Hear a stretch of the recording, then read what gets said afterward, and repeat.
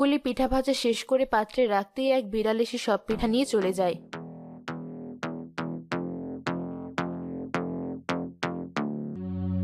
বোন, প্রথমবারের পিঠা তো বিড়াল নিয়ে চলে গিয়েছে, এখন কি হবে? আরে চিন্তা করছিস কেন? সবে তো পিঠা ভাজতে শুরু করলাম, হয়তো বিড়ালটার পিঠা খেতে ইচ্ছা করছে, তাই নিয়ে গেছে।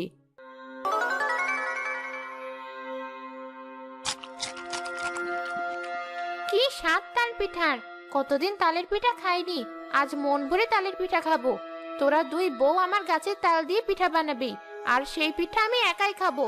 তোদের পেটে আর পড়ছে না।